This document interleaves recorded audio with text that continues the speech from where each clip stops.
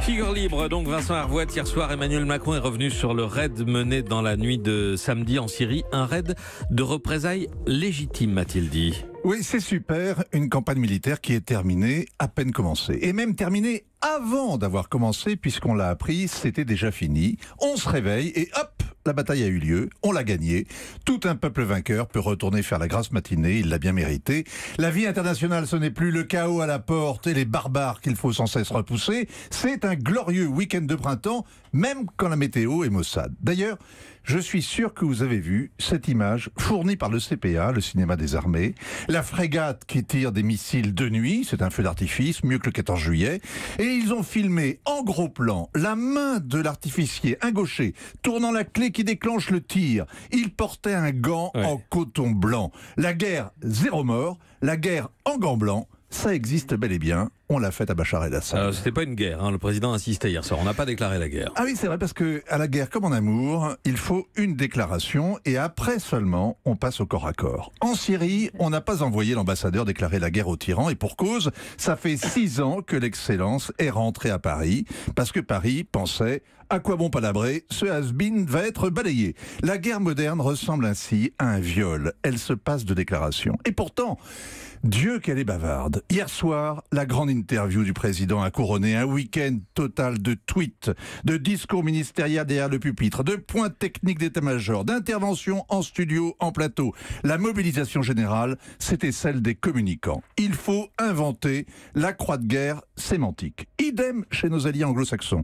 La propagande en stéréo, il y a même eu une déclaration officielle de l'Élysée, traduite en arabe au cas où. Et tous disent la même chose. En gros, Assad l'a bien cherché. En plus gros encore, ça passe mieux. Il est une menace pour notre sécurité nationale. En sourdine, on ajoute, maintenant s'il vous plaît, revenons à l'ONU. Évidemment, c'est une blague. Pourquoi une blague ? Sur le plan militaire, les bombardements de samedi ne changent rien. Un épisode sans lendemain. Russes et Iraniens restent sur le champ de bataille.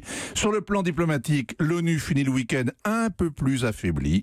Hier soir, Emmanuel Macron était donc au palais de Chaillot. Ça tombe bien, le bâtiment a été jadis le siège de l'ONU, puis de l'OTAN. Et on a admiré le président dans le grand escalier. Il l'a bien descendu. Mais avec cette entrée en scène, on a compris tout de suite que le palais était désormais un théâtre, ni plus ni moins. Si Vincent, Emmanuel Dutheil.